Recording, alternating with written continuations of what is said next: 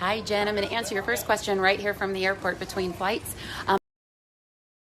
So for me, looking at the material first and coming from like a UK background of phonics, I have a few questions.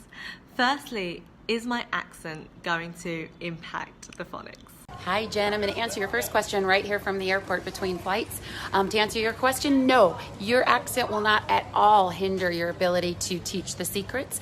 We have varied accents from the deep south in the U.S. all the way to the northeast, and regardless of how we speak, that is of no bearing when you're teaching those secret stories to explain the sounds. If anything, speaking like a Brit's a great strategy to really clean up those sounds for early learners to hear in terms of the language and how it's actually spoken and spelled. So you're in great shape with that.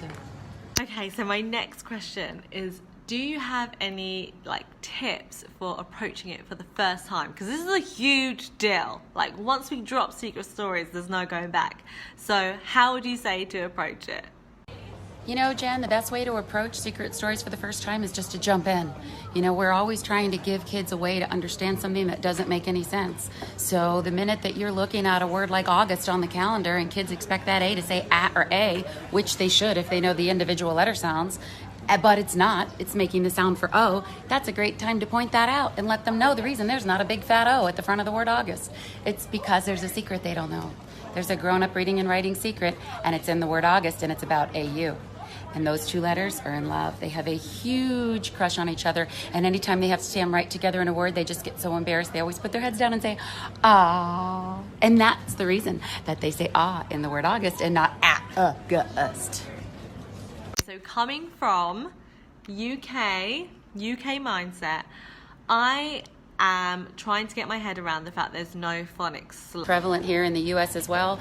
But if you just think about the nature of the beast, if you look at words and you consider those locked, and you think of the tools, the secrets, the phonics pieces as the keys you need to unlock them, well, you're reading and writing across the instructional day, so you're constantly being presented with doors that are locked, that you have to get through to access the text and do whatever the activity is at hand. So whether it's reading the word the, or like I said, the word August on a calendar, or even a lunch menu, text is everywhere.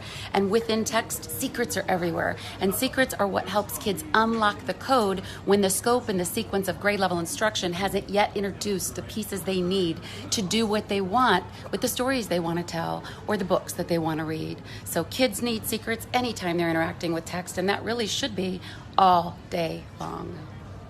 You talked about the red backgrounds. I feel like you've said it in certain times, but I would just love for you to just lay it down for me.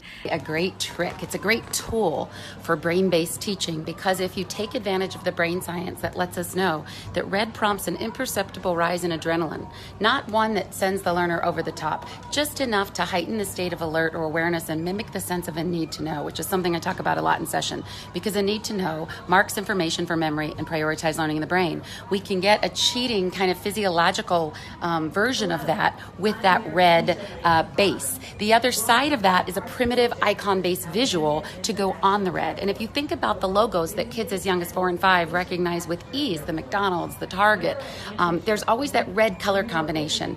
And having that incorporated into the background of the phonics patterns for secret stories means that kids have an increased visual acuity for easier pattern recognition in text when they're reading and when they're writing.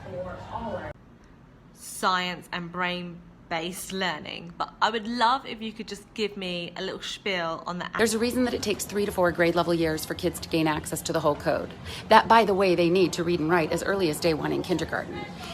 By going through the back door and hitting those social emotional learning networks and targeting instruction to that area of the brain that is earlier developing, we can align letter behavior with kid behavior so that kids have an already built-in familiarity and awareness of what letters are most likely to do, because we align the letter behavior with kid behavior. So the same kind of thinking that drives kids' behavior on a daily basis, they can then use to navigate their decision-making with completely unfamiliar text and identify the most and the next most likely sound behaviors of letters and words that they've never even seen. So when we understand brain development, that the brain develops from back to front, and we understand that the higher level processing centers are the hardest doors to break through, we can take those backdoor channels to capture these skills with the secrets.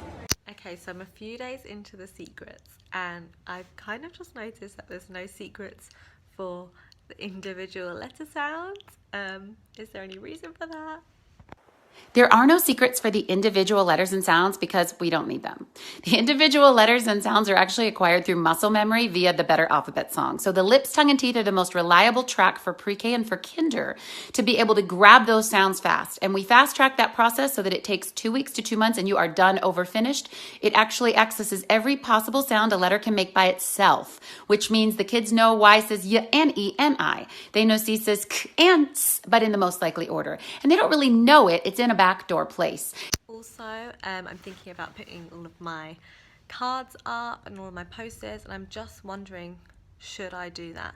Should I put them all up, or should I just do it one at a time? The answer is yes. You want to put all of those posters up from day one, even if you're in kindergarten. Pre-K, you're the only one that doesn't need to do that. And in the book, you can see why. But kinder, yes, and every other grade level after, because you never know what's going to come up until it does. You don't know what the locked doors will be in the words kids are trying to read and write across the day until they're in front of you, and that's when you need to have instant access to grab the tool or the key that they need to unlock that word. Secondly, the visual acuity that they build as they have to scan the ones they don't know to find the ones they do is worth its weight in gold. Every time their eyes pass over those patterns, it just adds extra weight in the connection for easier recognition in text once they do know the story.